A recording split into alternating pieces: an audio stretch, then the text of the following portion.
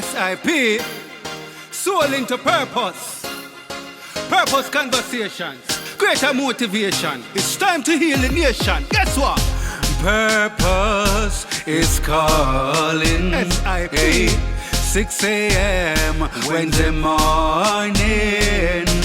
Akilia putting her all in. Kingdom advancing. Hey, no enemies falling. We tell them say go, answer God's calling. Hey, there's no time for stalling. Hey, this is not just vain religion. It takes dedication, energy, practice and vision. Because make your decision. Purpose you want our circumcision. Run the race with a willing heart, but cut the cost first before you start. Because they purpose is calling. Hey, 6 a.m. in the morning. Akilia putting her all in. Kingdom advancing. Hey, no enemies falling. Soul into purpose with Queen Akilia. 6 a.m. every Wednesday morning. Press forward to your purpose and press into the Lord's resources for your surplus. Boom.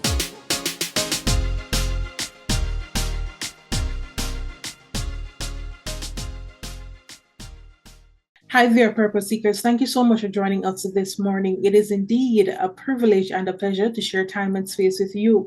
I'm your favorite host, Akilia Thompson, coming to you live out of Jamaica. How are you this morning? Where's your teacup? Where's your coffee cup? Because we want to take a sip with you. Guess what? Each episode is a deep dive into the heart and soul of personal growth, providing you with practical insight, heartfelt stories, and actionable steps that you can use to live a more purposeful life. So to our SIP partners and purpose seekers, we're so happy to have you on board. But we don't want you to just be on board. We want you to stick and stay with us. So please go and subscribe to our YouTube channel at Akilia Thompson. That is Akeelia Thompson, as well as please connect with us on all socials at Soul Into Purpose, SOULED Into Purpose. Oh, how could I forget? Go and download our episodes available on all major audio platforms. You don't want to miss another episode when we go live.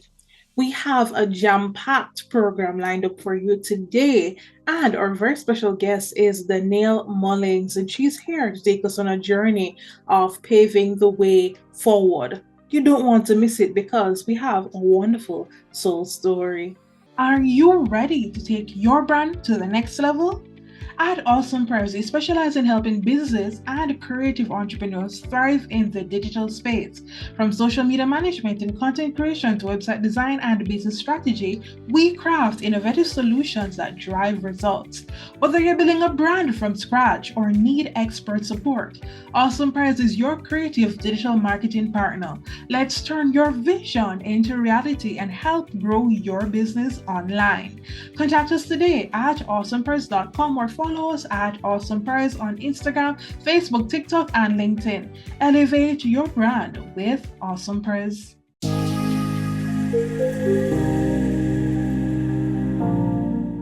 Hi there, Purpose Seekers. Thank you for sticking and staying with us. And if you want further information on the SIP podcast, all you have to do is tap over to our website at soulintopurpose.com. So as you know, this is the section where we take a sip with you, and we also take a few minutes to give thanks to the one, the Almighty, the one who has given us the skills and capabilities to do what we do each and every Wednesday morning and every single day of the week, because He is our sustainer, our provider, and so much more. Wherever you are, let us pray. Heavenly Father, we thank you for guiding our steps and for paving the way forward. As we journey through life's challenges, help us to walk by faith, mighty God. Give us courage and purpose. May your wisdom light our path and open doors that lead us to growth and transformation. We trust that you will clear every single obstacle in our way, mighty God. You will strengthen us and equip us to make a positive impact on the world and in the lives of those around us.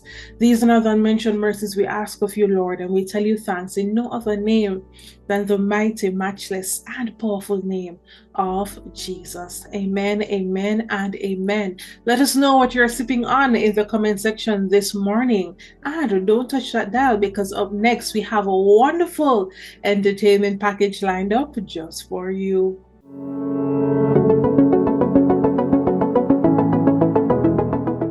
Hi, and welcome to Body Essential Skin Center. I am Dr. Allison Youngchin, your clinical and cosmetic dermatologist. So Body Essential Skin Center, we're here to treat a variety of skin concerns. We take care of hair, nails, and skin disorders and diseases.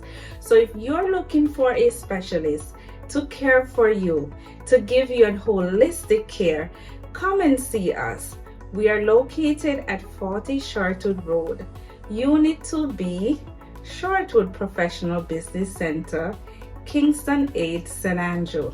Of course, you can call us at 876-755-5555, or you can find us on Instagram, Facebook, and TikTok. So if you're looking to move face forward, come and see us.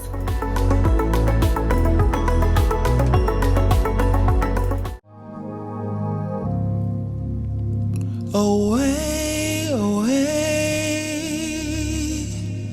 from the noise, alone with you.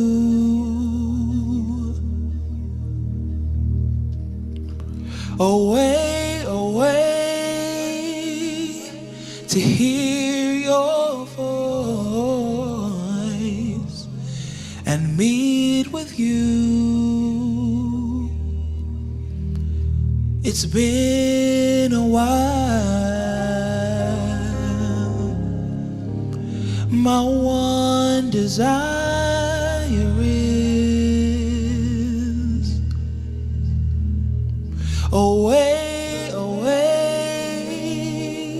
from the noise, alone with you.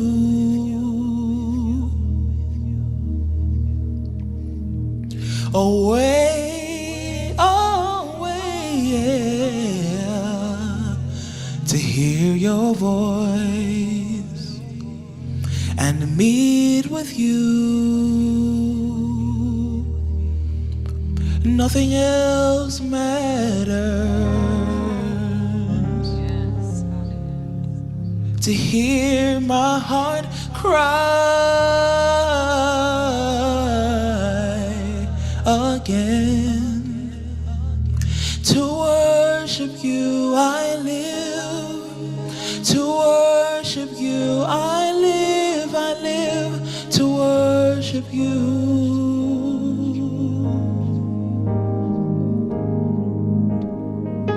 To worship you I live. To worship you I live. I live to worship you. Everybody say, to worship you I live. To worship you. To worship you I live. I live to worship you. That's what we live for. To worship you. To worship you I live. To worship you. To worship you I live. I live to worship you. To worship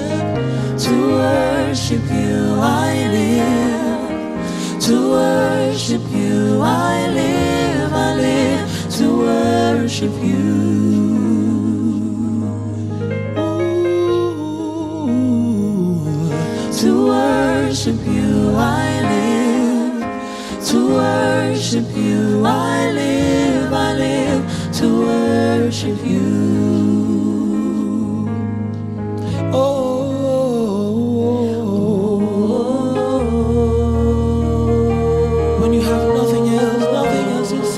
Say no.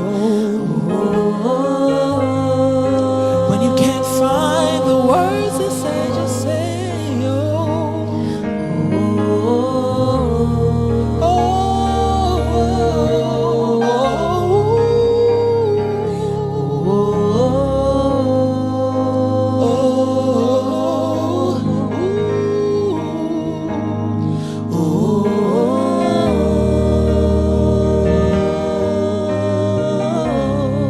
Father, we love you.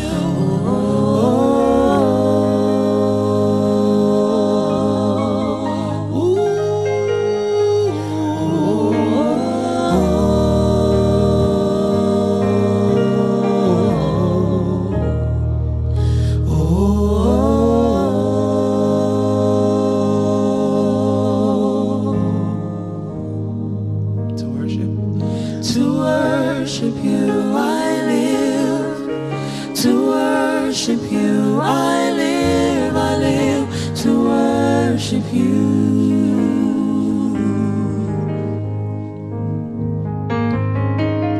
To worship you I live. To worship you I live. I live to worship you.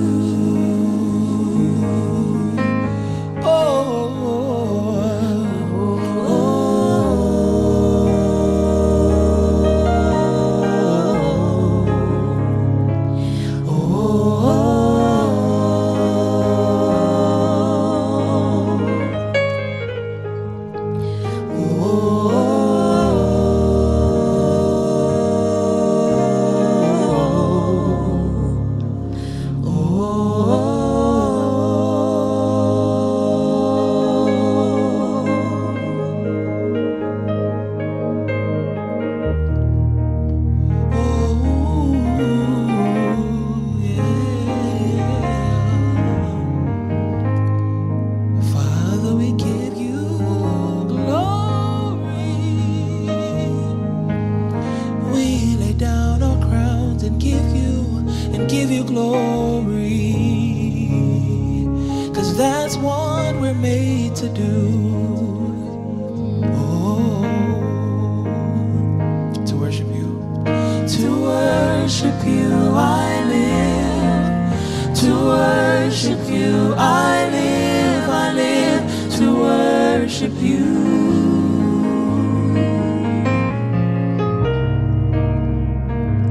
To worship you I live.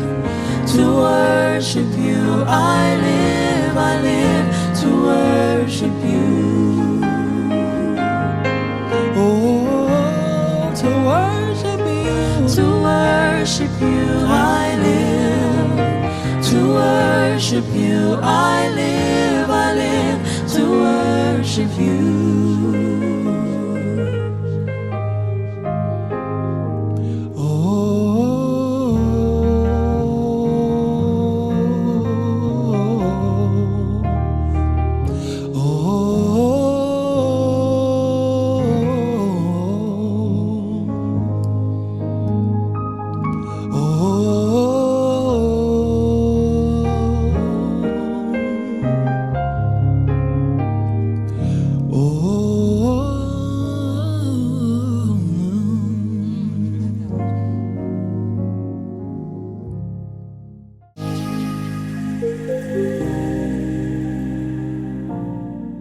Hope that your praise was on this morning, because you've just stepped right into the purpose zone. And today we're talking about paving the way forward, and how can we do that, especially in health and technology. Let's take a listen. Paving the way forward in health and technology, as well as leadership, requires a bold vision and a commitment to innovation. As digital technology continues to revolutionize the healthcare sectors, it is important for the leaders in that space to have the opportunities to address critical gaps in access, quality, and affordability. By leveraging data-driven solutions, artificial intelligence, and telehealth services, they can transform as well as provide additional services and transform traditional healthcare models in making them more responsive to the needs of the communities. This movement is not just about embracing new tools, but reshaping how we think about wellness, prevention, and patient-centered care. It's about harnessing technology to empower individuals, and also you want to drive lasting change.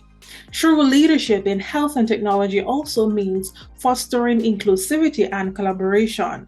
The digital health revolution must prioritize equity, ensuring that advancements benefit all, especially those who are underserved.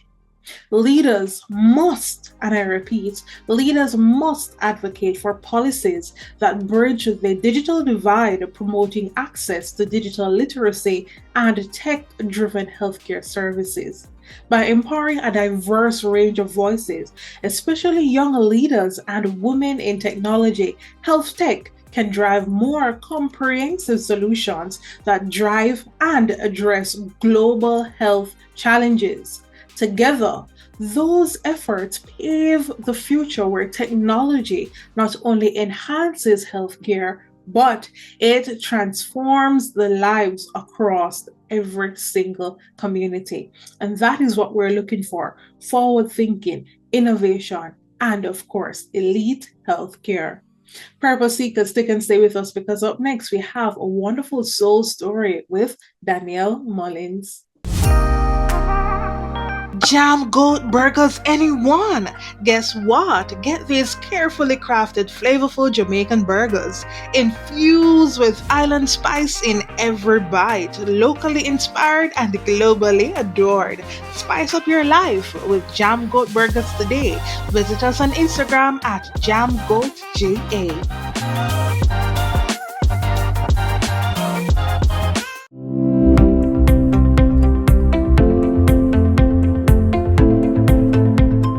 Purpose Seekers, do you want to master your life, your goals, and purpose? Guess what? We have something especially lined up for you. We're introducing Club 25. What is this?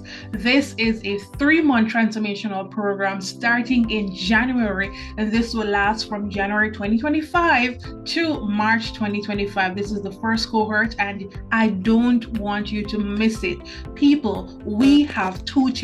That is Club Essentials and Club Elites. We want you to be a part of it only for $25. That's a monthly subscription for Essentials, $50 for the Elites. What are you getting for this? You're getting the opportunity to be a part of live workshops, a community. We're looking at finances, we're looking at health, wealth, we're looking at chronic illnesses, and so much more. We are helping you to develop your goals, set them in stone, and not just set them and write them down, but we are going to take action. By the end of March, you will be a transformed individual. We have prayer sessions, fasting sessions, we have prophetic declarations, we have workbooks.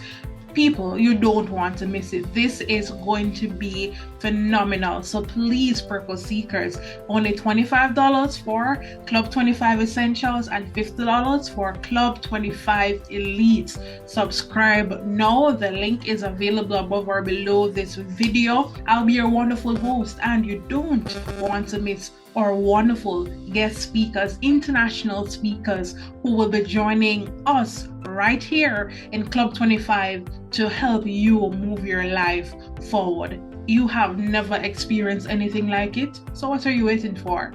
Go and register now.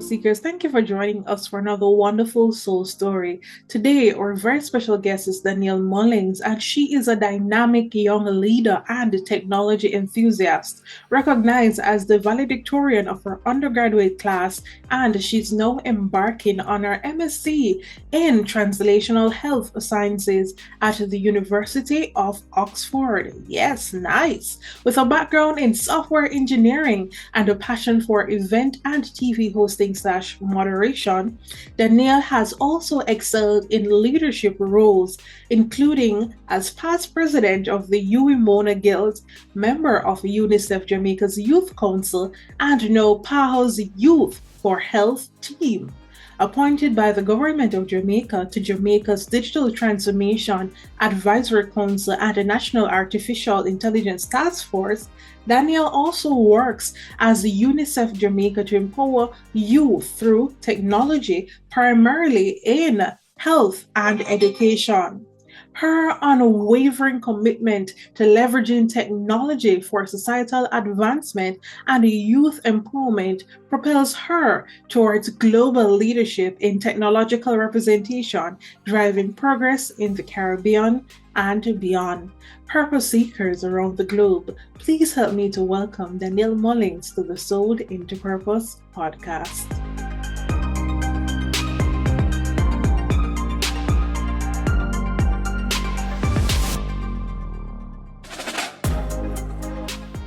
Hi there, Purpose Seekers. Thank you so much for joining us for another wonderful episode of the Sold into Purpose podcast. As you know, on Soul Story, we invite our very special guests who are here to share their stories and provide you with practical insights that you can use to live a more purposeful life. Today is no different because we have a dynamic young youth leader who is changing the world. I call her a world changer. She is excited about health and technology and so many other things. I think she has a very extensive portfolio. And so for some persons, we may have met her in the event space as an event host or moderator. Others, you'd have met her as a leader, either as a student leader or a world leader that she is becoming, and she will definitely take us on that journey. She was at the prestigious Huey Mona campus, and she's now at Oxford University. And we're just going to walk down that lane so you can get a deeper understanding as to who our guest is. Purpose Seekers, please help me to welcome Danielle Mullings to the Simple podcast. She's here to take us on a journey of paving the way forward. Hi, Danielle. How are you? I'm doing so well. Thank you so much for having me here, Akila. Happy to be on Sold into Purpose.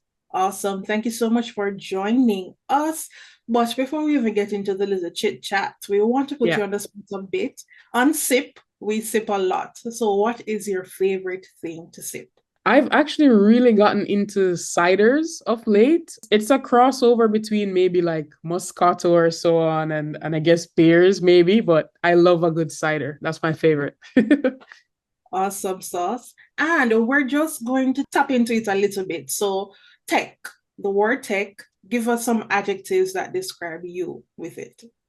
I think dynamic, that's always one of the first words that I start off with, dynamic or multifaceted, because honestly, it can be hard sometimes to even explain to persons what I'm doing or what I'm building, because I'm not even fully sure where I will end up per se. But all I know right now is that I'm pursuing these blessings and gifts that God has given me, as well as these passions and, desires that come up from time to time. So yeah, I would say multifaceted or dynamic. Another one is that I would say sleepy. I love to sleep, which is funny because I'm perceived as being, like always on the move, which I am. But that's, that whole concept of rest and balance is something that I've really learned over the past couple of years. So, I make sure that I'm, I have that balance of working hard and so on. I'm quite adventurous or a bit like daring.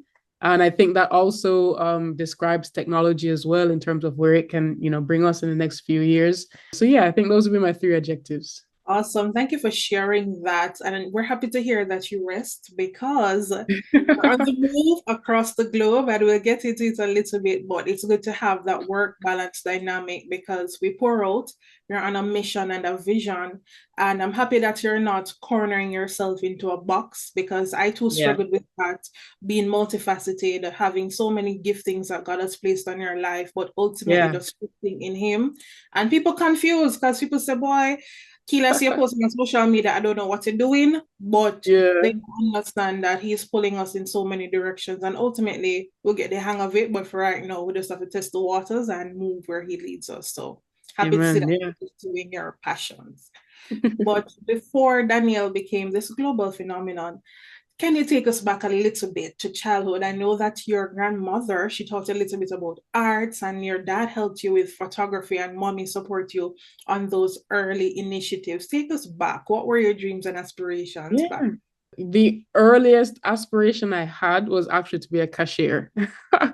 And I remember telling my parents that, and they're just like, what do you mean? You know, and I used to say, well, you don't know, I could own the supermarket. And some days I was just fascinated by the cash register at the time for whatever reason. And then, I used to have all these different ideas. So I started writing up, like, I wanted to create my own bank. So I create my own laws of the Bank of Daniel. And this is me at like 5 or 6. I think I was just always one of those kids that's just like excited about everything and wants to try everything. And that's why I think my parents and the family that I've been blessed to have, honestly, has built me up so much, because at no point did they ever say, you can't be this or you can't do that. Their approach was always, we'll support you in whatever direction you're going. And especially my dad would always say, Danielle, as long as you do your best, that's good enough for us. And so it wasn't about being perfect or, being seen in this light or that light. Literally, it was just me exploring. So my earliest passions always came back to two things: cameras and computers. So my dad had gifted me a little camera in I think I was in grade 2 or grade 3, this little small basic camera. And I just took photos of everything. I have our entire sports day recorded, any event, fun day, anything that was happening, everything is recorded. And that kind of continued into high school. And so I was like president of photography club and doing all these media things. I was always showcasing these different, photos and videos I'd be taking and editing of my own will. I'm not getting paid to do it. It's just volunteerism, and I loved it. To the point where the video club, I don't remember the proper name for the club, but let's say video club at Campion was saying, hey, Danielle, there's this TVJ project that they're working on. They've seen all the videos I'm creating, so maybe I could help the team to create the video for that. And push come to shove, a lot of stuff happened last minute, and they ended up using the bulk of my video footage for their submission. And so they had to credit me primarily for it. And TVJ happened to be giving out internships to the most promising students from that. And because my name was the primary one in Campion submission, I happened to get that internship there. So it's so interesting, because I wasn't a part of that video club per se or so on, but because I had been, I guess, showcasing the gifts and always just voluntarily helping out here and there, and persons knew that they could come and ask if they wanted to. That's kind of how I got into that media side. And so I started very much behind the scenes at TVJ. So, it's always funny to tell people that I've been there literally for like 7 years or over 7 years, because you won't expect it because I'm young. You'd think I only have, 2 years, 1 year of experience. But I actually started interning there in lower 6. It was a lot of behind the scenes stuff. So I didn't get all that much recognition per se, and it's expected as an intern for that first year. But I made a funny comment on TV during an interview as Campion's head girl. I was dissing the opposing team for us in Schools Challenge quiz. Yeah, the head of TVJ happened to be from that school that I was just making a joke about. It's playful banter because, it's this school versus that school. And so she saw me a couple of days later, and she was like, what did you say on my TV? And I was like, I'm there nervous. I'm like, she's like, I went to that school, and so on and so forth. And so she's like, well, what are you interested in? What do you want to do? I was like, I really like film. I'm interested in documentaries and so on. And she said, okay, we have some interesting projects coming up this summer. Send me your resume. And just like that, my profile went up a bump, and I was now working with the head of the homegrown department to create local films. So it's a very interesting trajectory. I could tell you the exact same thing for technology. It would look literally the same, but switching out people and just putting in, always consistently having just amazing mentors who are willing to give me that leg up and help me with that next step. Awesome. And we just want to shout out the family and everybody else who came along your journey and really helped to mold you into the person that you are today. What did their support mean to you at that particular point in time? Honestly, I was even telling my dad recently, I was like, you don't even know how much it meant to me when you would keep saying, as long as you do your best, it's enough. Because I think sometimes as well, when you're multifaceted or you have all these different interests, you can get caught up in this idea of like you're not good enough unless you're successful and consistently getting, A plus in every single thing in life that you're doing.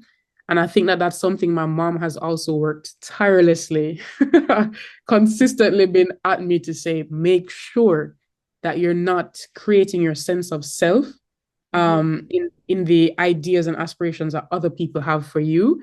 Make sure that you're very clear about what you want so you don't get lost in it, especially, becoming guild president. And there's so many eyes on me. There's so many people wanting to pull me in different directions. And I think she was definitely a stabilizing force during that, and somebody that, would say, Daniel, just remember your North Star, where you're going.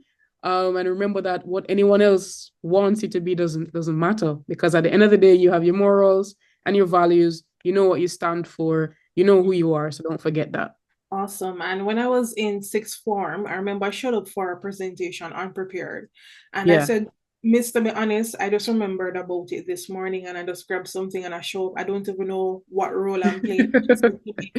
Don't do that, Akila. So I thought she was going to punish me. And she said, no. I'm talking about don't ever show up in a room not knowing who you are, because the world will never hesitate to tell you who they think you are. Oh, that's powerful.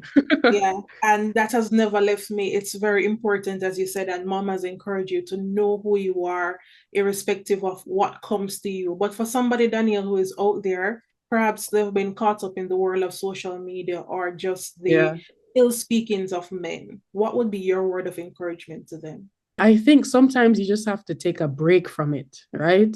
Like, I remember one particular time while being guild president, there was whatever piece of advocacy we were doing at the time, like on the outside, didn't seem like it was going well. And students were told one thing by administration, which wasn't, completely accurate. And so the students were just tearing us down. Like, it is the worst things I've ever seen said about myself. And everywhere I turned to Twitter, Instagram, etc. I turned to the council group chat. It's just, everybody's just going off. And I think that's one of the few moments where I literally said to myself, no, I have to step back. Like, I literally have to just pause and zone out all of this for my own mental health and then come back. So I remember I took like an hour and a half to just zone out, call on my friends, just get some of the frustrations out and then say, all right, what's my game plan? How are we going to manage this? And, it's funny, in a couple of days' time, we were suddenly everybody's favorite. I was like, oh, it's the best game we ever had. 2 days ago, they were tearing me down. And I remember calling my mom and saying, Mom, this is actually insane. 2 days ago, I was, the worst president they've ever seen. And 2 days later, suddenly I'm the best you've ever had, and so on. So it really made me remember that everything you see online is, I don't want to say fictional, but it is a created image, and so you really can't get caught up in any of it. So if you're in that space, there are many young persons aspiring to be influencers and aspiring to be various different things. So many of the successful people that we know started out with like 2 followers. I mean, everybody had to start with 0 followers, right? But there are many of them who are consistently for years being undermined, underappreciated, and not seen. And then suddenly when they do become successful, it's like, oh, it's an overnight success.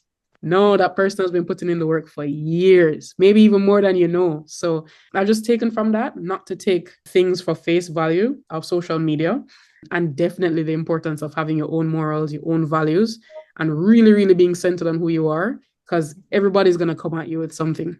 Absolutely. So guys, be centered, find out your sense of self, set your morals, your standard, your guidelines. It's a curated space, as Danielle rightfully said. It's not a real place, okay?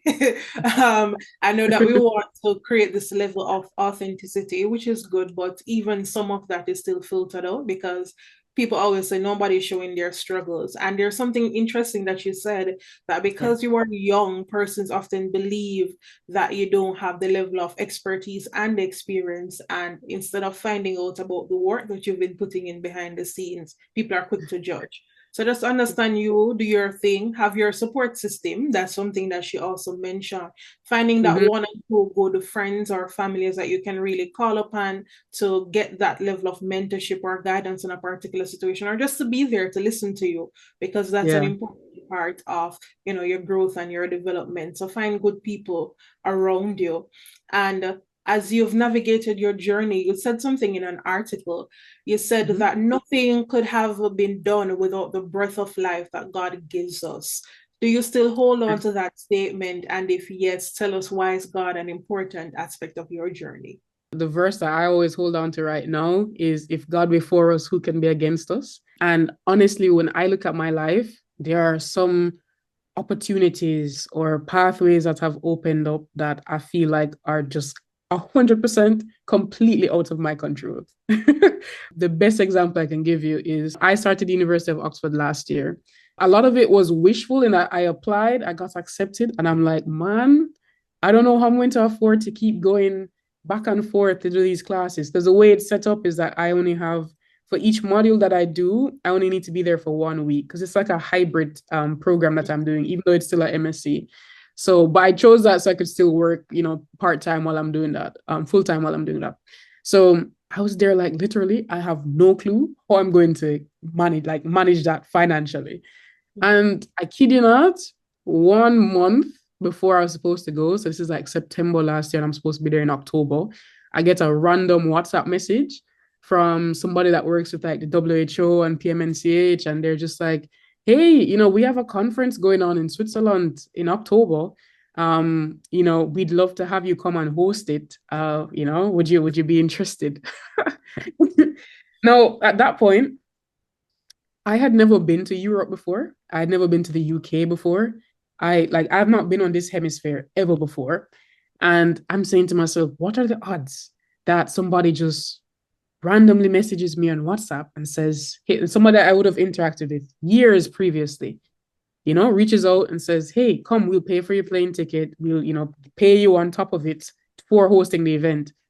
Come through. So I was like, sure. No, I'm saying to myself, oh my goodness, I really hope that the days for this conference won't clash with the days that I need to be there for class, or the days that I need to go for this like ceremony that they do previously. And that's like a mandatory ceremony. Kid you not, the event happened to be like 2 days before I needed to be in Oxford. So I had just enough time to get over to Oxford from there. And now I have my plane ticket covered to get me into Europe. And I flew through London. So I didn't have to pay anything towards that.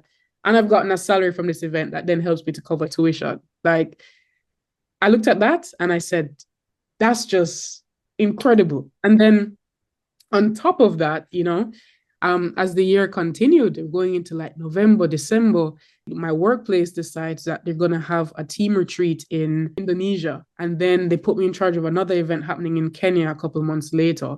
And so again, I've now gotten 2 more trips that are taking me over through this hemisphere. The easiest way for me to get there is through London, so I can stop and do classes and then go on to the next one. And, it just so ends up that somebody who has never been to Europe before, never been to the UK before, now has 3 trips that help me to go to 3 different classes and finish half my degree already. So actually insane. I look at that and I'm like, I know that that's more than me, When I look at that, I'm like, there has to be a higher power, because I just feel so grateful and so blessed in that moment. And honestly, for all the things that God has done in my life, He's blessed me with an amazing family and just the most amazing mentors at every step of the way. And I honestly can't ask for more. So that's what's been kind of guiding me. It's kind of been like, if God before us, who can be against us? There are some impossible, incredible things that are happening in my life. I'm being invited to huge stages that, again, on my own, I am good. And my grandma always says that, Danielle, God provides the door for you, but you have consistently been going fearlessly through them. And so I have to, beef up myself in that regard and say, okay, this is a huge stage.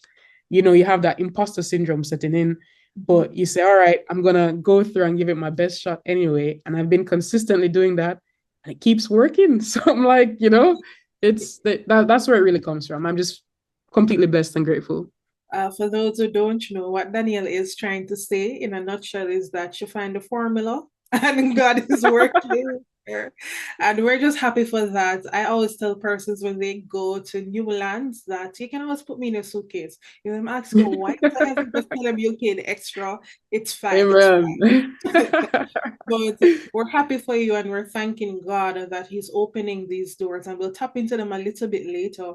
But through this journey and the opportunities that came to you along the way, At what point in time did you realize that this is not just a journey for me to trod, but this is purpose? And what does Yeah. purpose mean to you?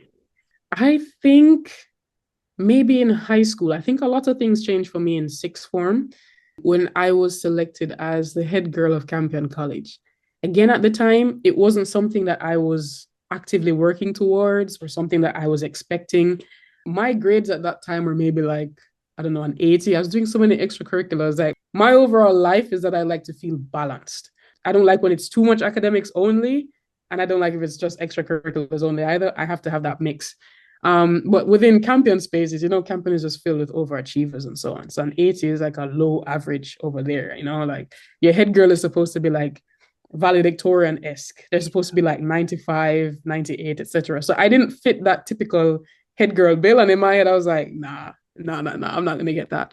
But the entire year group had to vote for senior prefects. And then the teachers and the principal go through this selection process. We have to submit these essays and whatnot, and they select. Even the essay isn't even about yourself. You have to talk about who you think should be head girl and who you should be head boy, and it can't be you, right?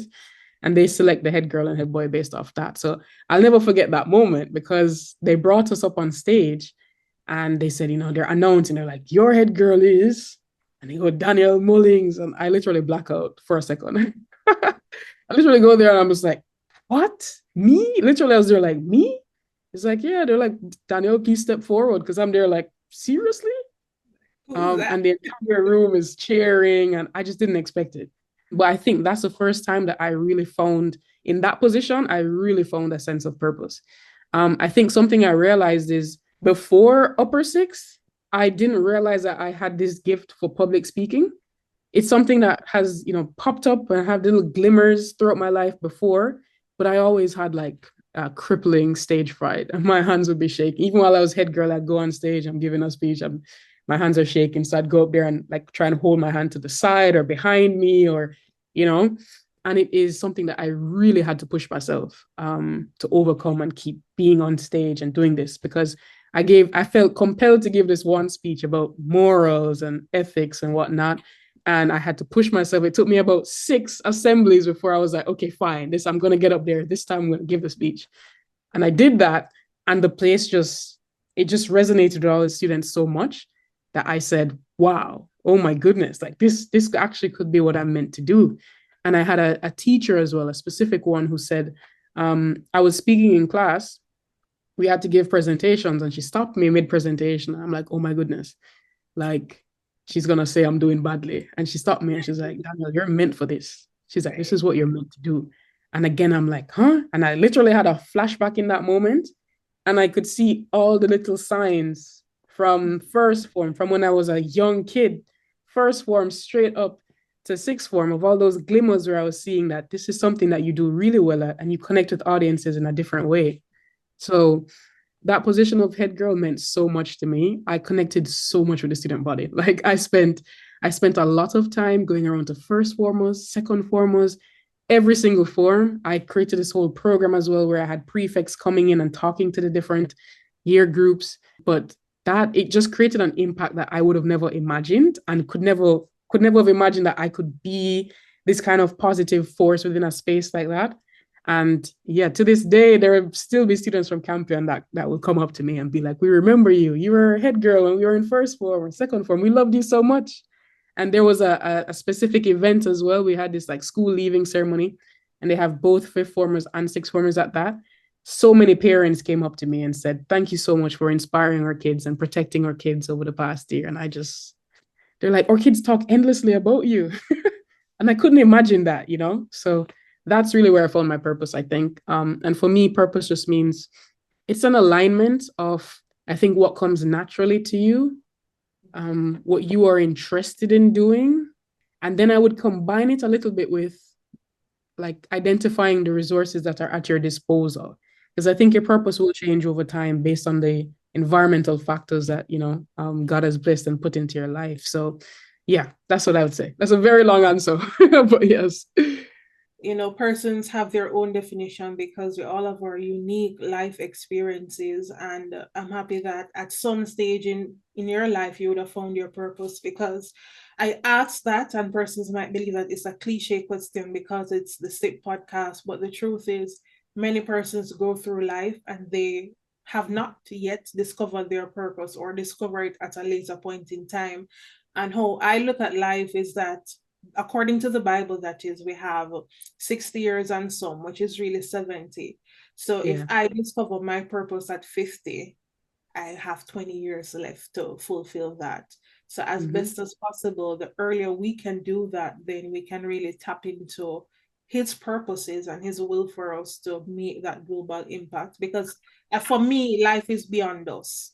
And if it is that we don't tap into the skills and capabilities and apply ourselves, then we're really going to have a Moses story where he just gives God the excuses, and the children of Israel, they won't be saved because it's connected to other persons. So we have to really push to understand who we are, whose we are, and what we're called to do. And as best as we possibly can, tap into that. So we just want to break it down a little bit. You mentioned that you attended Campion College, the prestigious Campion College. Okay? Yes. I'm Old Marian, so I know about y'all. And we just want to break it down for the listeners and viewers. From that, you would have transitioned to the University of the West Indies Mona campus, where she studied engineering, and then navigated through the guild, leadership skills, having all of that wonderful thing. So for those who don't know, it's this prestigious position where she's this wonderful female youth leader who you'll see all over the press. And she shared some of that wonderful moments. But through your path, Danielle, from Campion to UA, can you tell us about leadership? Because that's a circular theme in all of those different facets. What role has leadership played for you, and what traits have you developed as a leader? Something that a lot of persons don't know is that I actually took a gap year between Campion and starting UE. So I took 1 year, and that was because at the end of Campion, it's like I just felt very burnt out. Like I was like performing at such a high level in academics and trying to be all these different things and be the perfect head girl and so on. And I said to my mom, I was like, Mom, I really need a break. The other thing is, I think, again, in line with that whole idea of purpose, I wanted to know who I would be like outside of the school setting. And I wanted to get a glimpse of what I'm working towards before I went into university. And so I'd interned at TVJ, but I was working like 3 jobs, trying to make money so that I could save up for this program that I got accepted to for 3 months. It was a global leadership program, and it was in Peru and Bolivia. And honestly, this is me as like how old did I be at that age? I'm like 17, 18 at that time. And I'm saying to myself, I want a global experience. I want something that's teaching me about leadership in some unconventional ways. And I'm looking at all these different programs, and my parents are like, Daniel, like, we can't afford that. Like, oh, what are you looking at? But they're like, if you find something that's workable, then fine. And so I literally spent nights upon nights in sixth form looking at different programs across the world that have scholarships and so on. And I found this one it's called Where There Be Dragons. And typically you say the name and people are like, what the heck does that mean? But it speaks about going into the unknown. And so back in the day, whenever pirates or seafarers didn't know where they're going, they would depict it with a dragon on the map. And so the whole idea of the program is to go into the unknown and so on. And so I got into one of these programs, and they gave me an 80% scholarship. But again, coming from Jamaica, even the 20% that was left, I had to work for it. So, I had a lot of mentors that contributed towards it. I was working in 2 jobs, like I said. My parents and family were very generous as well in contributing. I used all of that to save up and go on this program for 3 months. That was a huge turning point in my life. I'm like now 17, 18. I'm in 3 months in Peru and Bolivia. And I remember reaching there and just being like, what have I gotten myself into? Like, I've completely disregarded, like how unfamiliar and how new this would be. And it really pushed me, honestly. And it taught me how to connect with people in a different way, because we'd be doing like homestays with like indigenous families. People who are like so different from you in terms of how they live their everyday life, but they prioritize this whole idea of connecting, because people are people anywhere they are. And so I learned so much. We were doing hikes and treks, and I had never pushed myself physically like that before. I'm coming from a mostly flat, I mean, Jamaica is mountainous and hilly, but Peru and Bolivia are on a whole other level. The first hike that we did, the elevation that we started off at was higher than Blue Mountains. Wow. So, and I had never been to Blue Mountains before. I literally was saying to myself, what are you doing? Like, why are you pushing yourself like this? And I had a very hard time. And so you're going from somebody who at Campion is like, the top of the pack, the peak. And I'm going into this setting where I am the weak link here because I'm the one who's coming from the most different setting. And I also felt like didn't prepare enough for it as well in terms of, like doing some more practice hikes or whatever to higher elevations. So I go into that, and I remember getting so frustrated with myself on the first hike because I'm just like, why can't I go faster? I'm getting out of breath, because the air is the other thing. The amount of oxygen or so on in the air at higher elevations is less. My instructor stops me at one point and he says, Danielle, look behind you. So I look behind me and he's like, look how far your body and yourself has taken you. And I said, wow, for real, we've actually come a very far way. Even though it's hard, I'm still pushing step by step and I'm actually still making progress. Then he goes, why are you getting upset with yourself when you should be thanking yourself for how far and how much you've pushed yourself to get to where you are right now? And then he said, look ahead. And so I look ahead and he's like, we still have a good distance to go, but congratulations for how far you've come. And that single mantra has just carried me throughout the rest of leadership into UE and into everything else. I remember when I came back to Jamaica, my mom was like, you seem so at peace and so calm. And she's like, where did you get this calmness from? And I was like, Mom, the things I've had to push myself to do there, to go up a mountain and I walk for 10 hours, 12 hours a day. I was like, Mom, this day-to-day life doesn't feel as difficult as what I was pushing myself to do. So I carried a lot of those tenets of leadership right into my position as starting out as a faculty rep for the Faculty of Science and Technology. Again, when I came to UE, I didn't even know what a guild president was or what the guild was, etc. I saw the applications and I was like, I have ideas. I could do this. But I actually left it at first. And then they extended the applications for Faculty of Science and Technology representative. And I was like, well, let's try. And so I put together this group of first-year students, all my friends. And I was like, guys, I think we could do this. Let's make a little team. Let's, put it together. And I remember I was running against a chancellor guy he was in second year. And those guys are just looking at me like, what is this? Where this girl going firstly? Literally, they were like, where did you come from? Literally. They're like, you're a little first-year student. Like, there's no way you're going to disrupt the order of, Chancellor Hall and so on. And I also was a commuting student. So I was attached to Towers, but at the time not actively involved in Towers. And so I didn't have any hall backing.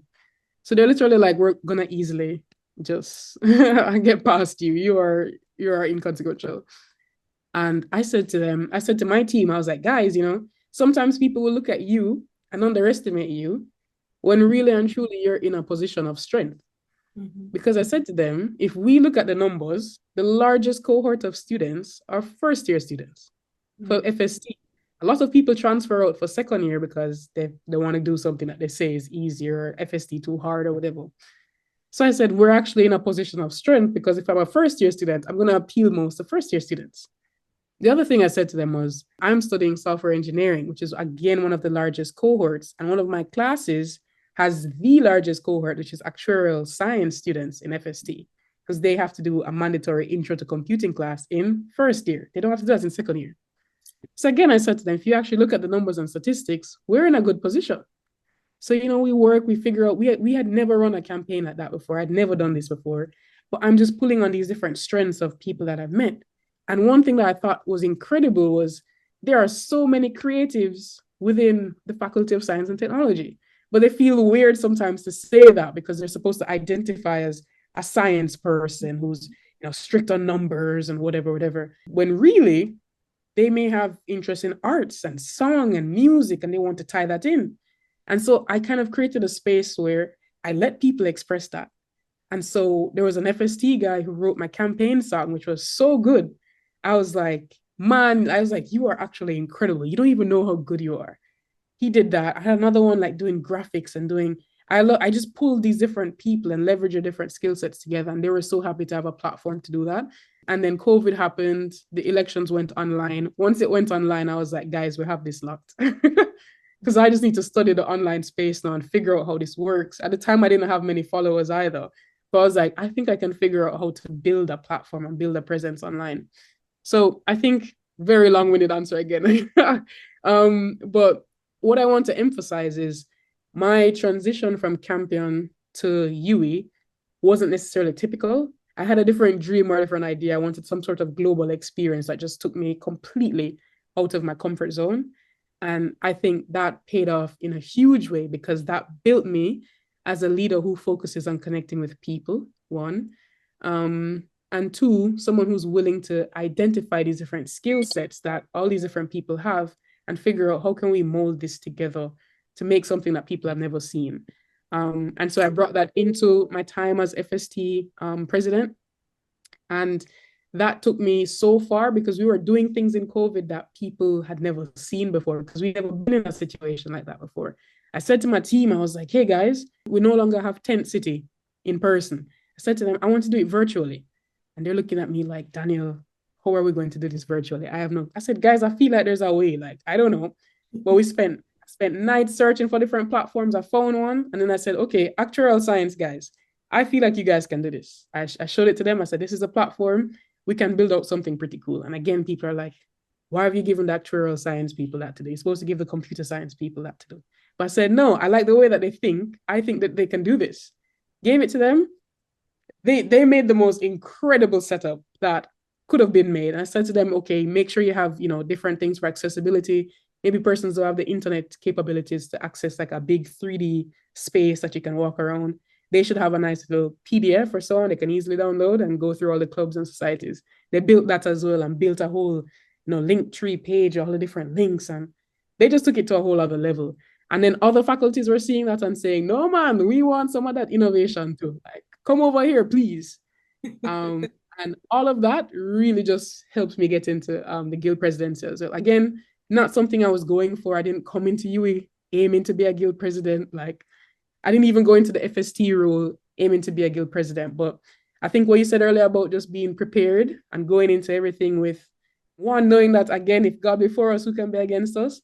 I think it's just because I consistently displayed that level of intention and excellence that people saw me even before I really begun my term as FST rep. Persons are looking at me and saying, no, man, the way she acts is like a president. She's probably coming for the presidential position. I had people targeting me before I even really started my FST tenure. And I was confused because I'm like, I'm literally just doing the best that I can in the role that I'm in. But you are seeing more and you see danger, so to speak. And so, but yeah, that's what I'll say. I'll end it there.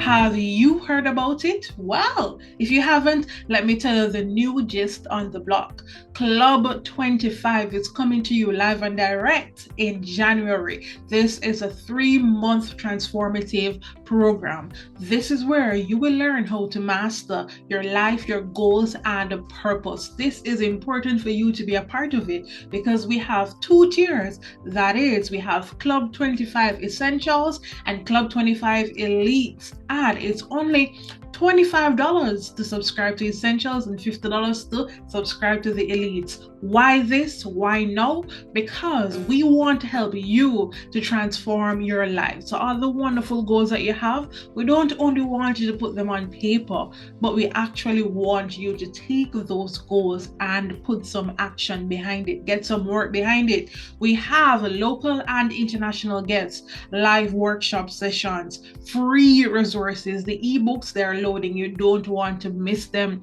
We're going to have some fasting sessions, some prophetic declaration is going to be nothing like you've ever seen before. Please stick and stay with us because we want you to be connected on this journey. Transform your life. Take control of 2025. You don't want to miss it. Please go on over, tap the link and subscribe to Club 25. It's going to be a year of supernatural grace, favor, and divine speed. Don't miss it.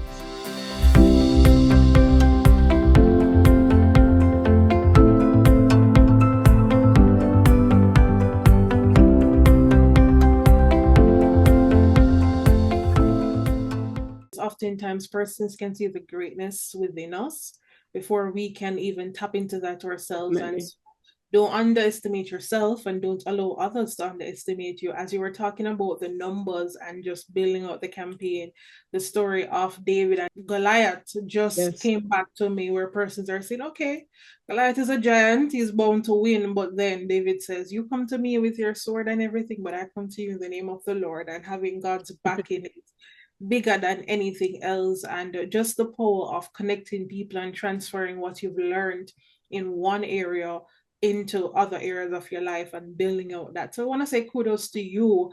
And as you were talking and you said that you would have gotten the support from your mentors and your family, something came to me that there are two things that can kill a dream. And those factors are typically finance and fear. For some persons who are out there and they're saying, okay, I didn't bother to pursue the degree or anything else because of those two factors, what would be your word of encouragement to them to just take it on fearlessly? Yeah, honestly, not everybody has to do the degree in the first place. I would say that you need to figure out what would work best for you based on what you have at your disposal.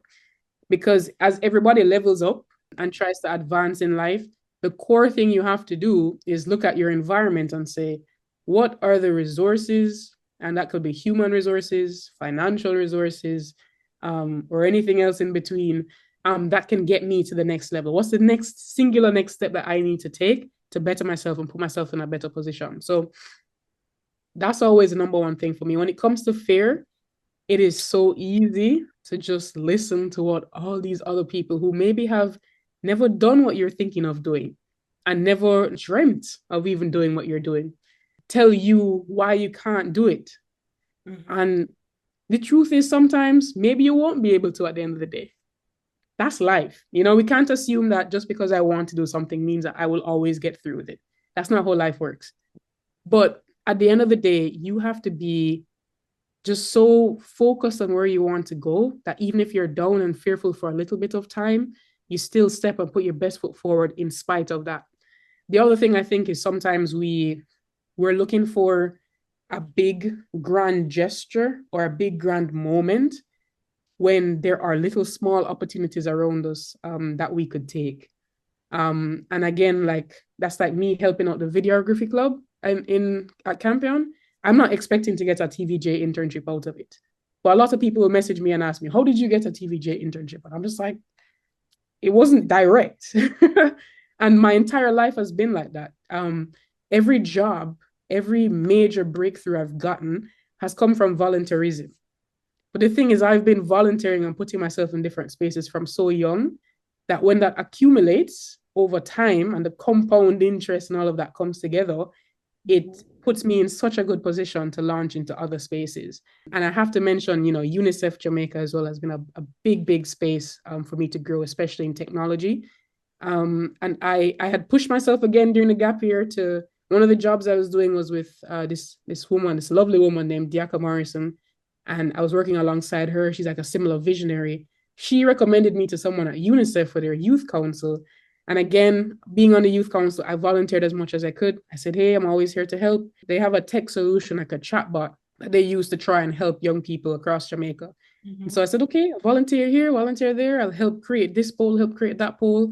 And, they've looked at me over the years and said, we've seen how you've grown so much. We'd love for you to come and help us in this project or that project. So I think it's just, when it comes to fear, you just have to step in spite of, and don't be afraid to start smaller, quote unquote, because you literally never know What kind of tree will grow from a seed that you plant today? As we're talking about youth leadership, and you've been a part of so many organizations and on various boards, and you're an ambassador for so many entities, how important is it for youth leaders to be at the table of decision making? Because you said recently that young people are the experts of their own experience, and I found that very profound, because people, you want to create something for us, ask us. And yes, I said youth. My friends were watching. Youth, okay? Youth. So how important is it for youths to be at the table of decision making? Typically I'll hear from others that young people need to be at every single table or so on. I disagree. We don't need to be at every single table. But we do need to be strategically included in the process to develop, whether it be policies that are directed at us or specific interventions that are directed at us, technologies, etc. And the reason I say that is like from my typically, coming especially through the ranks of guild president and so on, like that was my mantra of saying we need to be at every single table, every single this. But I've been learning throughout my degree and also throughout participating in some of these spaces that it's not enough to just like throw a young person at the table. There's a lot more that comes with it. The first thing being that organizations have to be committed to properly educating the young person to sit at the table, because some of these are very high level, and there's a whole buildup of what has happened over the past 20 years that provides a lot of context for where we are now and why we're making certain decisions. And that's something that I've seen like so clearly, because some of the committees that I sit on now, like literally some of the things they're discussing like happened when I was taking GSAT or when I was taking my first breath of life. And I'm like, there's no way that I would know all of that, right? Another thing that I saw whilst being guild president, for example, is, there's some things that we would release into the public, like say a statement from the guild. And it's almost like we started getting paranoid after a while, because when you're releasing a singular statement from the guild that's being interpreted by 18,000 young people, there are so many different ways that can be interpreted. And no, before anytime we put out anything, I literally said to them, let me read it like 4 times, 5 times, so we can ensure that the semantics, the mood, the tone of the message is going to come across in the right way to as many people as possible. And the only way that you can do that is if you have young people at the table to tell you, even from a communication standpoint, this is how people will interpret what you're trying to say, like almost being a translator. And after the university realized that we were good at that, when they're putting out their own statements, they were getting so much backlash on Twitter and, Instagram and everything in social media and the news and the reporters. And they were like, okay, Danielle, we think we actually do need your help in crafting some of these messages. And I said to them, the only way you can do that is if you have a young person who has had the experience in it. So that's one small example. But just imagine that being scaled up in so many different ways, especially as we're seeing now that the youth population is growing like crazy. Like I think after Africa, I'm not sure actually. I know Africa has the largest youth population right now, but I think our region should be pretty up there as well in terms of the ratio of young people to those who are older and in other categories. And, one of the things that comes along with that as well is like, youth navigating that transition from high school or university, like into the job setting and into these decision-making roles and so on. If we're able to empower our young people, and that first step is always ensuring that they believe in themselves and they believe in their capability to be great and to contribute, they believe that their contributions will be taken seriously, that is powerful in any society. And if you add on to that the capacity building that I was saying earlier, and then having a feedback loop where the young person says, I think XYZ should be done for ABCYZ reason. And then you take that into consideration, you put it into, whatever framework you're building, and you come back to them and say, hey, based on what you've told me, these are the changes that we've made. That's the kind of feedback loop that young people need to see. But without a doubt, we have to be in the spaces where decisions are being made about us and for us, and the whole nothing for us without us. That same mantra really truly comes back. Meaningful youth engagement means listening to young people, but also taking action on the feedback and insights that you have been given and allowing them the space to also co-create the solutions. Young people are the experts of their own experience. And that means that they can bring in this idea of basically helping solutions to be created that will actually be utilized by young people themselves. And thank you for sharing that. And it's interesting that you noted how we craft and disseminate information, because as a professional communicator myself, I just want to put it out there that sometimes we can refine the messages as much as we possibly can. And we believe that it has a level of clarity, but it also is dependent on the receiver, because persons, well, the communication channel has so many things and it goes through noise, and sometimes the receivers themselves have, based on their life experiences and the capacity that you mentioned, they're not at that stage to properly interpret the message or to receive it how you'd want it to be received. So I just want to note it for persons who are out there who are like, maybe at some point in time I was misunderstood. That's fairly well, it comes with the territory. We're trying to reach the masses, but of course there's one-on-one. We're not God, we're children doing the best that we can. And of course, as we grow in our respective capacities, we will develop that and refine it over time, because hey, it's a journey. Life for me is a journey, and as we build that, we can learn from the experiences. And as Danielle rightfully mentioned, being at those tables to hear those discussions and understanding that we need a little bit more to be in those rooms. But nonetheless, we're grateful that we have representation there through Danielle and others who are listening, because we've had other advocates on the show that what you're doing, it is being recognized, and it's important for you guys to make the best of those opportunities so that others can have a seat at the table. All right. So soon we'll definitely be sitting together. But just talking about the industry that you're in, it's male dominated, so to speak, and you often would have noted that you are the youngest and oftentimes the only female or one of the few females at those tables. How did you navigate that in terms of knowing that you have a voice, you have something of value to share, and getting your voice across the room? How did you navigate that? Honestly, it felt very weird at first. I think the first, category that I was put in is that I'd be like the only, let's say, Black person, or the only person from the Caribbean at that, because the Caribbean is very small when you look at the overall world. And that's not something you realize until you step outside of its borders, right?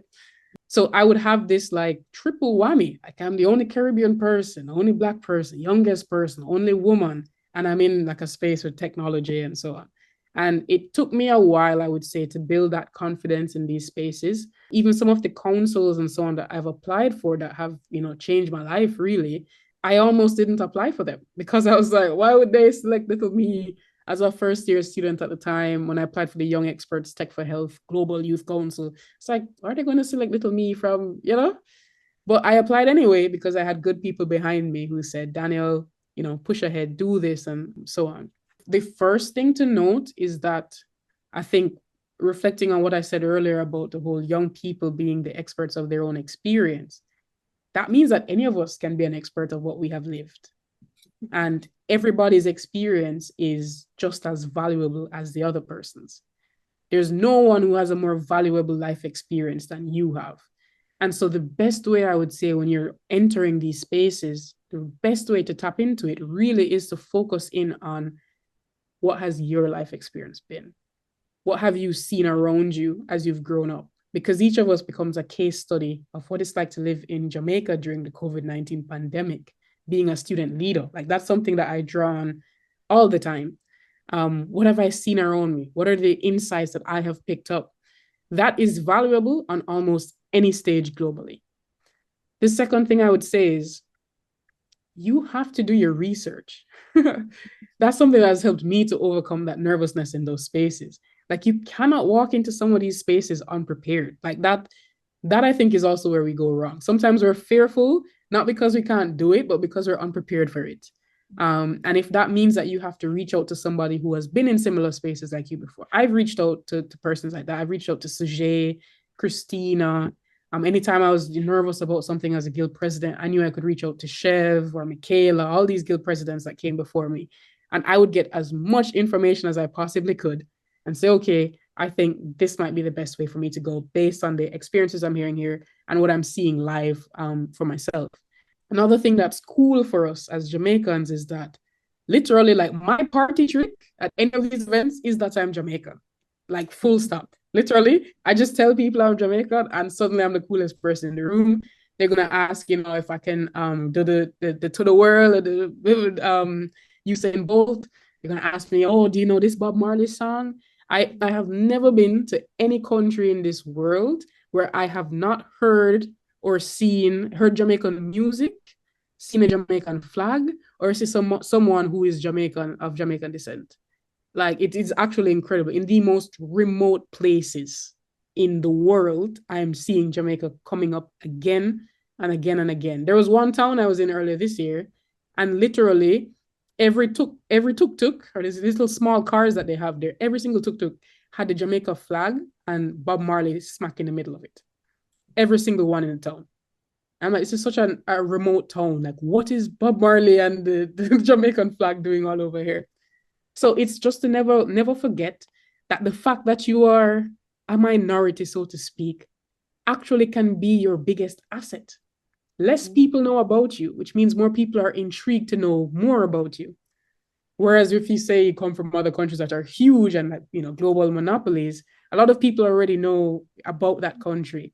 You have a unique opportunity to provide insight into what it's like to be a Caribbean woman, a Caribbean man, what it's like to be a young person growing up in these type of small island settings. It's very uncommon. Like our ratio to the rest of the world is very small. So this actually presents a unique opportunity. So I would say overall, whatever your label is, only Black person, only Caribbean person, only woman, only youth, only whatever, you are actually in a position of power to talk about that experience because nobody else on that panel can talk about it. That's an interesting twist, and I'm glad that you mentioned that because we have a global culture. Many of us don't appreciate it or don't understand the impact until you go on the other platforms and persons are curious about it. And something that you mentioned that tickled me a little bit, that persons don't know a lot about you coming from that region. So this is the perfect opportunity for you to highlight. That's very powerful and impactful. But I've been following you for quite some time from Guild days, and I'm glad to mention Michaela. I just remembered her, so shout out to her. The cross section or intersection of technology, health, and data. Break it down to us. Make it make sense to us. Tell us all about that. Honestly, it's so funny because there are med students who will reach out to me and they're like, Daniel, what are you doing beside Dr. Tedros? Or besides some of these big health persons? You didn't study medicine. What are you doing up there? And I'll tell you what, when I was younger, persons would keep telling me, you need to choose one thing. You have to be a scientist or a tech person, or you have to be, this speaker and moderator, or, you have to be interested in whatever different leadership or whatever different area it is. And I used to feel very conflicted about that. I'd say, okay, what am I going to choose if I have all these different interests? But I would definitely not be where I am if I did not have this very unique combination of different skills. What it has allowed me to do is become this translator or speaker who's able to speak to those who are, very technical in technology and translate that into, let's say it's healthcare and we're looking at digital health solutions, or if we're talking about youth leadership in health, like I'm able to be in this unique space, a cross section of a range of different issues. And if we need to go into other development topics, I can do that as well because of the background. So what I would say is how I got into this was somewhat by accident. I was in first year of university, and I think I mentioned earlier, my friend sent me this application for this Global Youth Tech for Health Council. I had previous little small interest in biomedical engineering or health and tech, but I wasn't doing anything major in it up until that point, besides maybe the chatbot with UNICEF a bit. And so I literally was not going to apply. I was like, why are they going to select little me from a first year student at that in the University of the West Indies in the Caribbean when this is a global thing? And so I literally was not going to apply. But what changed was my grandfather passed away, actually. He passed away on the same day that the deadline for that application was. And my grandfather was somebody who would always say, go out there, make a name for yourself, put your best foot forward, that type of man, create the life that you want, essentially.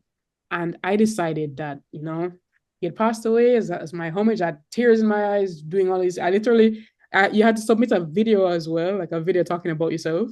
And I literally was there like rubbing my eyes and like trying to get it down so I could do the video and submit that night. But it was my personal like homage or so on to my grandfather to say, in the spirit of him, I'm going to apply for this. And I saw what he went through as well with health related issues. And I saw how much technology and just people support and so on got him to live for as long as he could. And I said, okay, I'm going to apply for this. I then got the interview. And I remember running around FST because it was pouring rain. And I'm trying to find somewhere, all the classes were full. I was trying to find somewhere to do the interview. And a lecturer actually let me use her office. I was like, Miss, I had found a room first, empty conference room. I'm there like 30 minutes before the interview. Like 10 minutes before the interview is to start, they're like, oh, we have something happening in 10 minutes. I was like, oh my goodness. But a lecturer gave me her office to use and allowed me to do the interview while it's pouring rain outside. And so I went in and did the interview and we got selected, and literally like the rest is history. So I started to learn so much about healthcare and technology, and that overlaps. I started to, analyze our own situation here in Jamaica. And from that, there was an opportunity to apply to be the coordinator for the youth council. I knew I wouldn't get it, but I was discussing with my mom and we were saying, okay, apply anyway, put your best foot forward. That's the mantra throughout all of this. And I applied knowing I wouldn't get selected. Definitely didn't get selected. But then they came back to me and said, we actually really liked you. There's something about you that just makes us feel like we have to engage you in some way. And so they created a position for me on the secretariat of the parent company or the parent organization for that youth council. And I then switched from the youth council, finished that tenure, went into serving on that organization, and I've been there ever since. That's where I am today at Transform Health. So it's, this continuous idea of just putting your best foot forward and seeing how you get there. Awesome. So she went from the council to the big leagues. But we mentioned the triumphs that you can experience or the unique advantage that you have as a woman in tech coming from the Caribbean. Can you just quickly tell us about some of the challenges that you would have encountered? Sometimes persons may look at you and feel, oh, as a woman, like you probably can't code that well or so on. But I think for us, when I was at FST at least, we had so many young women in that class who were just absolutely brilliant. Like there was just no way you could compete with them. And I think that allowed all of us to kind of have that mutual respect for each other. And so I almost feel as though we didn't have that usual, it's like men versus women type of vibe. I didn't feel that at all during my undergraduate degree. Maybe before that, I remember doing like a summer program, and it was very male dominated though. There were literally only 3 girls in this summer program. And I was also very young. I was probably younger than the age you're supposed to be there, but I was like, I want to do it. So let's see. So I don't know if it's because I was younger or if because I was a woman, who knows what it was. But I know going into that, I'll be telling the guys, hey, I think this is the best way that we should approach X or Y and Z. And they'd be like, nah, we're not going to do that. And then you'd go 4 or 5 hours and then they come back to my idea. Somebody else says it and they're like, oh, great. Yeah, that's what we should do. And I was like, I literally said this 4 hours ago. So that's the only time I've really like experienced that. I think right now, maybe what I said earlier about persons assuming that I may not have as much experience because I'm younger, or maybe also persons feeling that maybe they don't want to put me in certain spaces, like certain high level spaces, because they don't want anyone to question them and why they've put a junior person up there. But I have just had some incredible mentors who really have said, you know what? I think you're good. They've put me in spaces that I technically should not be in. I've showed up prepared and done the best that I could in those spaces. It has worked and just continues to build on each other. All of this is just a cascading ripple effect of things that I've done 10 years ago that are just building and continuing to build. So I think for challenges, it can also be internal challenges like imposter syndrome. That is something that I think I've dealt with quite a bit as well. Like just being like, oh my goodness, am I supposed to be in this space? Like these are some big names. Like when just 2 weeks ago, and I walked into that room and I'm seeing Dr. Tedros and Professor Axel Priest. I said, this is president of the World Health Summit and director general of the World Health Organization. And I'm seeing Danielle Mullings right there. I'm like, ain't no way. Danielle I'm literally, Mullings narrating and just, literally, I'm like, know, what? running her You show. know? Literal. And they messaged me that morning to say, okay, Dr. Tedros is coming. And I was like, what? Dr. Tedros is coming. So I'm like, I have to be on my A game. I was on the A game already, but it has to be upped. And I'm there and I'm like a little bit nervous and I'm questioning, why am I here? I'm a tech student from the Caribbean and they have this, it's a global space.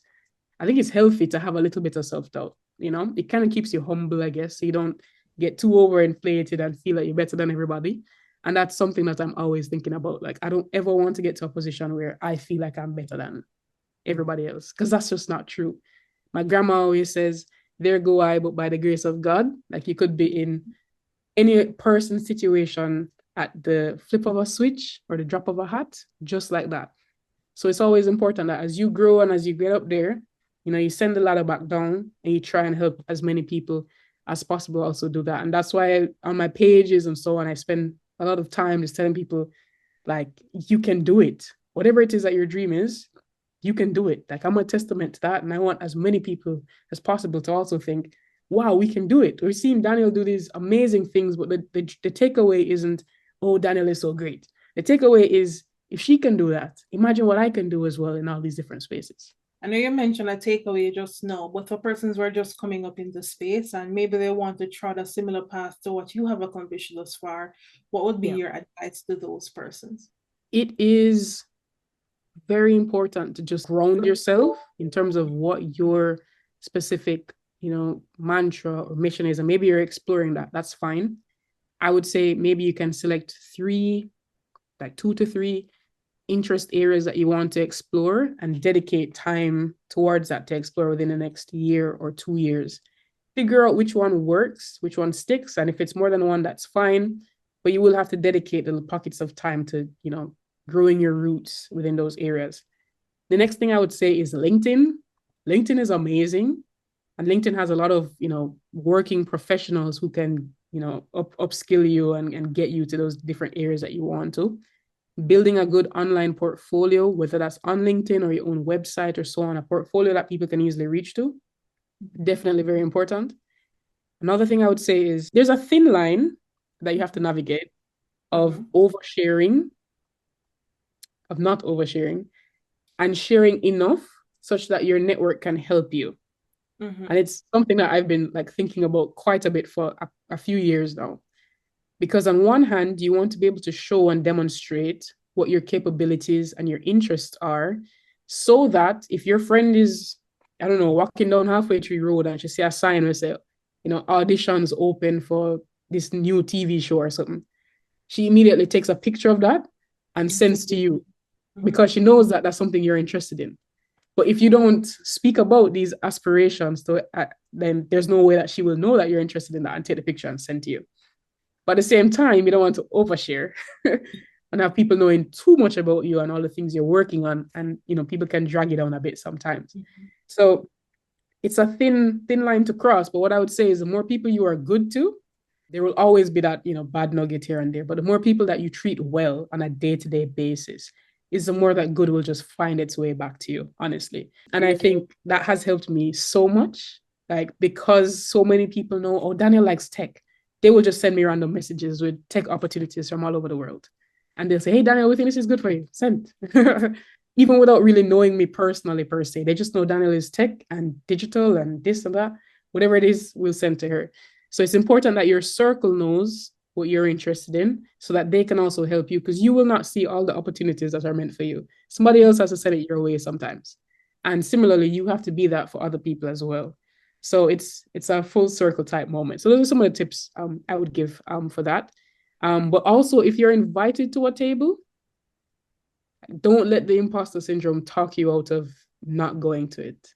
Because I have many friends who I will say, guys, come with me to this or come with me there, or I'm adding you to this to go and do whatever. And they're like, Danielle, I don't think I'm ready for it. I don't think, I'm like, you could be really good in this space. Even if you're not good, you get experience from it. And if that's not the space that you want to be in, that's good information as well, So yeah, those are the tips I'd give. I was praying this morning and I said, God, give me a direct sign about a particular thing, because Yeah. I want to be there, but I'm like, Lord, this is a lot of energy and resources and Yeah. everything. I really be in this space. And you just said that just Yeah. now. Do not let your imposter syndrome push you out of the room. Because as you Right. said, the only way you can know if it's a good or bad thing for you is if you show up. And the truth is sometimes you've had the nerves, well, I've had the nerves and everything. And when you get into the space, you realize it wasn't really that bad. And sometimes you get into it, it's very incredible. And you're like, okay, so this is what the Yeah. enemy is really fighting me all along Yeah.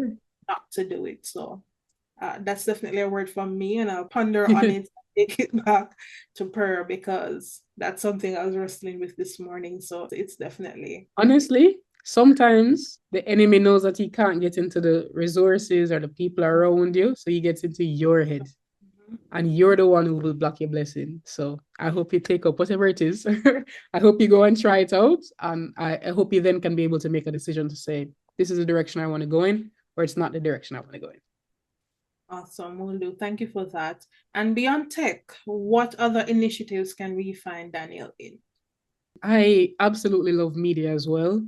And so I think right now I'm trying to build out that moderation portfolio and hosting events and so on. I think I've now come to the realization that I want to kind of make that be about technology or science more broadly or health or youth leadership or so on. And so those are the kind of like niche areas of events and so on, or podcasts or whatever it may be, that I want to engage in. So yeah, there's a chatbot I'm working on now with UNICEF as well. It's a separate one, well, an addition to the one that I would have worked on when I was on the council years ago. And that one is about teaching young people life skills. Yeah, you just message the report number Fundu and you'll find we're building out the content on it, but you can explore different careers in a partnership we've done with Hearts, and we've gotten a lot of comics and content from them. And we also have like a budget maker on it that will actually, you'll go through, it'll ask you how much money do you spend on this and that and that and that. And you get a picture with like your full on budget listed out.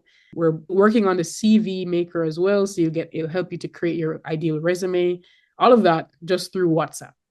So it's pretty cool, easy, it's free to access. And we're trying to make this as simple and easy to access as possible. So that's one thing I would plug here. And the number, if you want to message on WhatsApp, is 876, of course, and then 838-4897. So that's You Report Jamaica, which is run by UNICEF.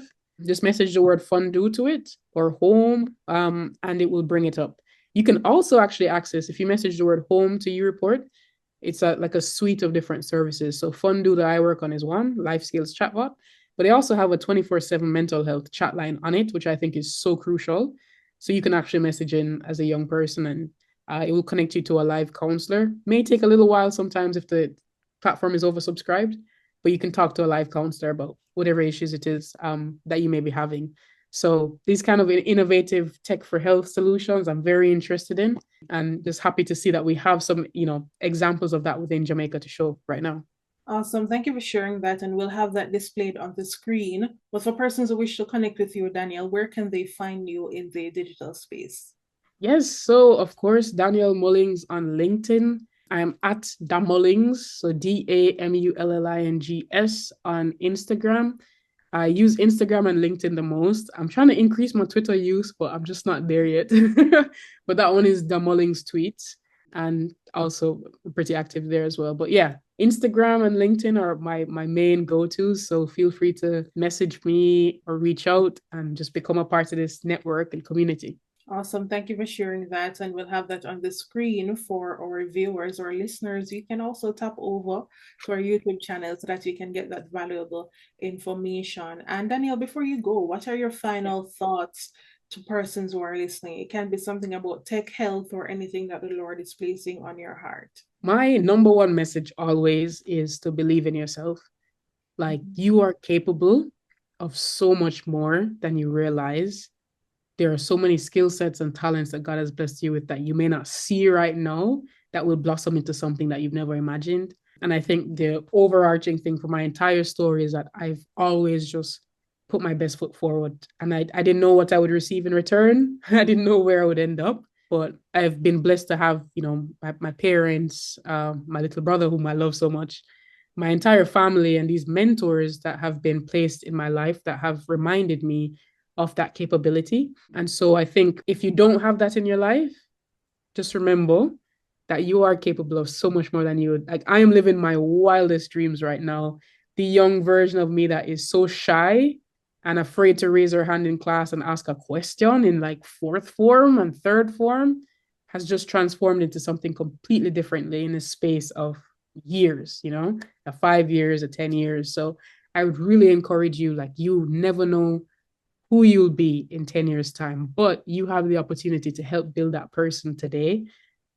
Trust in yourself, believe in yourself, and trust that you'll be able to make the most of what God has given you in each day. Awesome. Thank you so much for sharing with us, Danielle. Today we looked on going beyond borders with God being our shepherd, tapping into leadership, tapping into health and technology, and all the new advances that we have that can really help to transform our lives, tapping into our inner strength, avoiding imposter syndrome, knowing yourself, having that level of support and community around you, and as best as we possibly can to do our very best to be an example in every single space. Do not show up unprepared, right? So that we can, one, have a good seat at the table, but two, create a way for others who are coming out. And just don't let fear and finances deter you from your dreams. Once God has called you to it, He will definitely take you through it. And that's it, Purpose Seekers. Thank you so much for joining us for another wonderful episode. And as always, remember, it is not the beginning, but it is a continuing to the end until it is faithfully, wholesomely, and wonderfully accomplished. See you soon.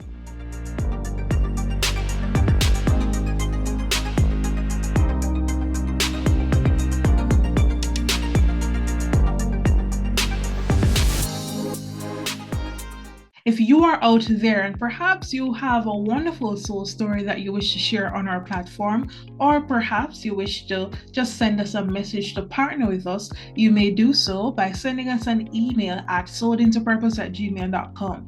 That is SOULED-intopurpose@gmail.com. You may also send us a message at 876-427-7067.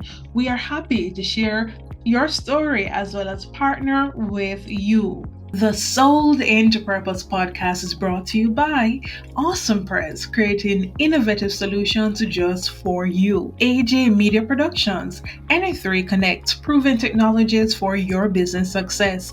Body Essentials Surgical Skin Center, and Perez Judah Music.